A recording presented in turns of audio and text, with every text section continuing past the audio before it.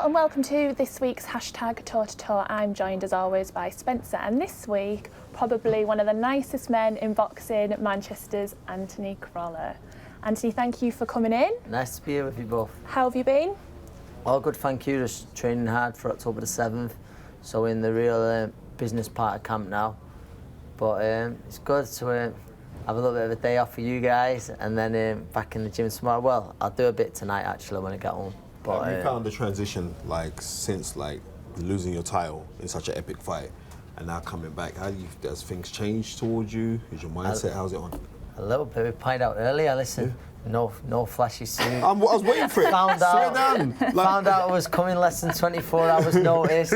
Standard class on the train. It's all changed, son. Yeah, it's all changed. You know what? But no, it's right. Until I get that title back, then I'll get my first class ticket back on the train. You let me down with the attire, because this morning my missus, we're looking for the itinerary. My missus said, Spence, and any collars on, you got to look smart, because that boy he puts it together. Nah, I've got it. I've had an off day today. I thought you was a builder. Mate. And also Callum Smith as well. How's he doing in training? Callum looks really well. Honestly, he does. He looks brilliant. Weight's very good.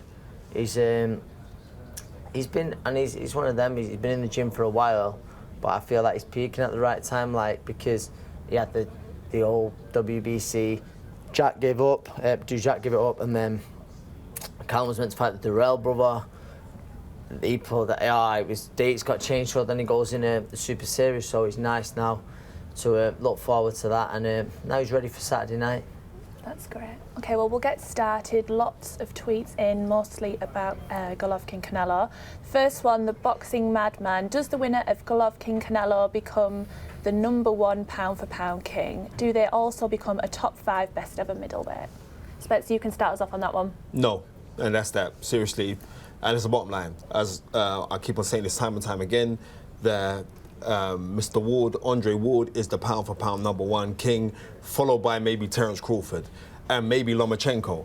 These two fighting, it's a great fight. They're one of the pound-for-pound best, but I wouldn't say they're the #1. No, I wouldn't at all. I thought the Pulev versus Andre Ward debate, and when those two fought, and then Andre Ward won properly this time, I would say that puts him at #1 spot. But there's an argument. This is a great thing about boxing. I'm with Spencer, exactly the same in there with the Andre Ward, Kovalev shout. But this fight, I think it certainly gives him a claim to be right up there, and it's a great fight. For me, it's one of the most anticipated. In fact, no matter what you say, it's the biggest fight I believe in boxing that can be made. 1,000,000%. But sorry, I would not say that it'll put either of them top 5 pound-for-pound of all time in the middleweight division, where you've had great men like Sugar Ray Robinson, Carlos Monzon, Marvin Hagler, Bernard Hopkins, Harry Greb, who we've never seen video footage of, but read about the guy. Then I wouldn't say that it puts them top 5 all-time middleweights, but it puts them in the top 10. Dan Frost has tweeted in, Triple G looked vulnerable last time against Jacobs, but styles make fights. Is this the reason why Canelo is confident and now taking this fight? I feel Canelo had to take this fight now because there was only a matter of time. Some people will say avoided, some say not. But I don't believe that last fight with Jacobs has anything to do with Canelo's team's decision to take that fight, because stylistically so different. And I mean, you saw the pictures and the videos of Canelo. He looks in unbelievable shape, and I think he'll get into the ring on Saturday night weighing heavier. That's what I think on Saturday, but height-wise, stylistically, very different to Daniel Jacobs. And Daniel Jacobs is a very, very underrated fighter. Underrated fighter. And it was close last time out. Like I say, with Golovkin, both had an argument for the win. But I believe this fight had to be made. It's the biggest fight in boxing, like I've just said. Hopefully, both guys getting a great payday. And it had to be made, and fair play to the promoters, the people behind the scenes doing it. They've put it together. The fans are the winners here, and hopefully Saturday night we're going to see a great fight. What do you think, Spence? If we watch the Danny Jacobs fight, which was an excellent fight, what Danny Jacobs did in that fight was actually administer body shots onto Triple G, and if you look at Golovkin, they hurt him, but he's very poker face, you know, that's to hide it like it's nothing, and he can just keep on plodding forward. My concern in this fight is this: it's like with Canelo had to take this fight anyway. Right, there's no more, and it's no disrespect to Liam Smith. There's no more Liam Smith fights out there. There's no more Amir Khan fights out there. This is a fight that you had to take, but everything's timing, as Babatunde Ajayi always tells me. Everything is timing, and it's the right time for him to go in there. I've had my reservations about Golovkin for years, and this is not saying he's not a good fighter. He's excellent. I've had my reservations because people or young kids who ain't used to looking at punching power get gassed up. They see punching power and they're like, oh my word! Like, I've grown up watching Julian Jackson. I've grown up with Nigel Benn. I've grown up with real punch. Tommy Hearn's big right hand. I've grown up with these middleweights who are punchers. So I've never been but he's very good. But Canelo, he's got excellent jab and he's got very good body work. And I tip Canelo to win this fight. It's not gonna be easy, but I tip him to win it, especially if it goes points. Dan Williamson, when was the last competitive fight in terms of two prime big names such as Canelo and Triple G? I think the fight we just mentioned earlier is Andre Ward and Kovalev. We've been very lucky the last 12 months where we're seeing some great fights made. I think, like, you look, the Floyd Mayweather Manny Pacquiao fight happened too late. 2 years ago.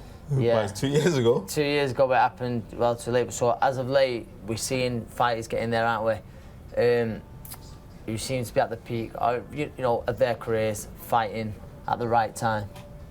Spencer? Yeah, I also think it's like, in terms of like to get two big names, even though one guy wasn't at his prime, but Anthony Joshua, what he demonstrated against Klitschko, even though Klitschko wasn't at his prime, but the knowledge and the ring IQ of Klitschko is head and shoulders way surpassed anything that Anthony Joshua remotely knows. I think Klitschko knows more in his big toe than what Anthony Joshua knows in boxing. There's no disrespect to Anthony Joshua, right? So I thought that was a great fight. So we're seeing so many competitive fights now, because not only that, but the fans have a platform on social media to air their opinions, to say, well, these are the fights that we don't want to see. And they air them so much that you have promoters now who listen to the fans. Pressure on them, yeah. It does. And it's been great that we are seeing this and we're seeing more of it. And I think that's why it makes our sport so great.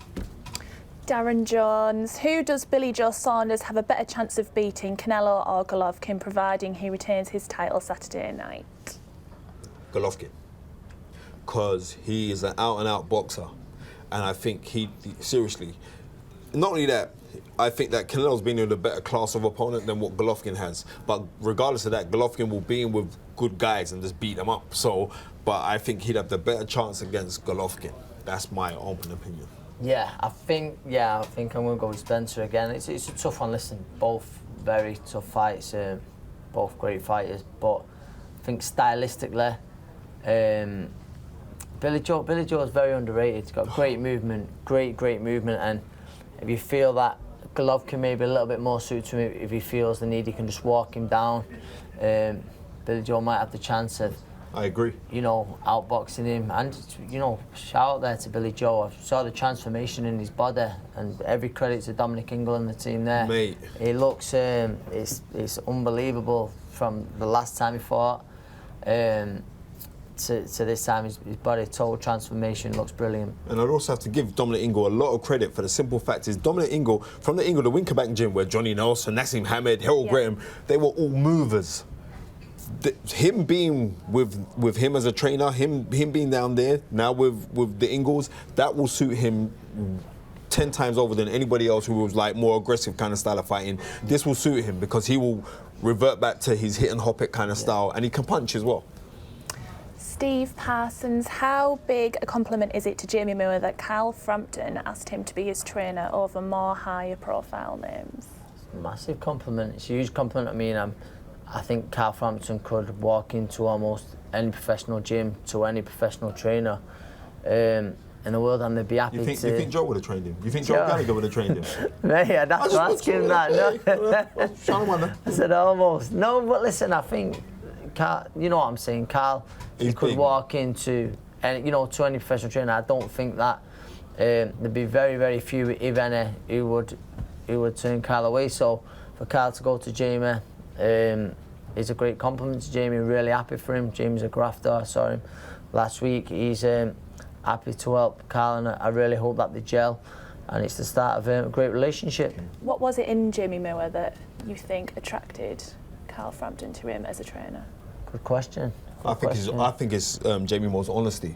Yeah. He's a very sound, honest human being. Yeah. Straight. Right? Yeah. And especially like within, you think about this sport of boxing has a reputation of being dirty and do you know what I mean, and manipulative and things like that. And Jamie Moore is an honest person, and I believe in life that you don't get what you want, but you get what you are. And Jamie's honest, so I think they're on the same vibrational frequency level, and they're thinking, I could relate to this guy, and Jamie knows boxing, right? So it couldn't happen to a better person. It's a great compliment, but obviously, you know what I mean, it's comfortability, and I think Jamie will make him feel comfortable, but he'll also push him as well. Yeah.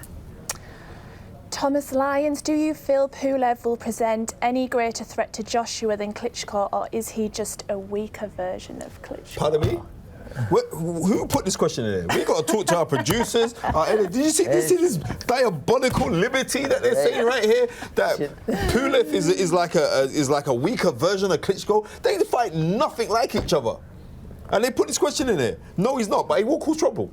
I'm telling you. You know why he will? Did you see his eyes? Did you see the guy's eyes? Yeah, no, he's on. He wants it, you know. Listen, do you know what? I'll put it out Joshua's there gonna now. knock him out, but he wants it. It's not my proudest tip, but I actually thought Pulev was going to be the man to dethrone Klitschko, and Klitschko ended up putting him one of his best performances. So, no, but I certainly think he'll ask questions. He was hurt though. He was hurt before he knocked him out though. Yeah, no. I mean, Pulev hurt him. Very solid, great amateur background, and we've got to remember with Andy Joshua, he's still learning. He's still inexperienced. I always say it sounds crazy, an Olympic gold medalist, unified world champion.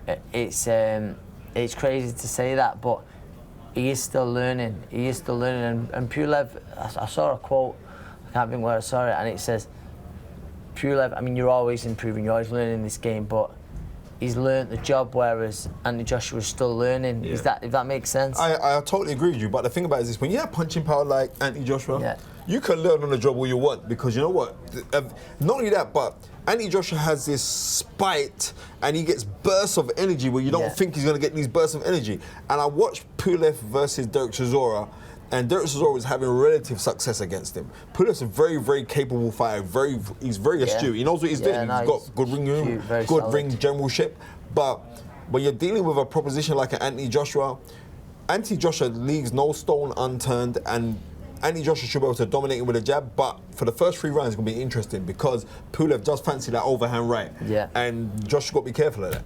What does Pulev need to do to beat AJ? I think you said then, like, he's got to look to sort of close the distance, and that overhand right over the AJ jab is, in my opinion, but he's got to be smart on the way in. I don't think he can't just tuck up and expect to walk big AJ down. I think he's got to be cute, and like I say, he's got a great amateur pedigree.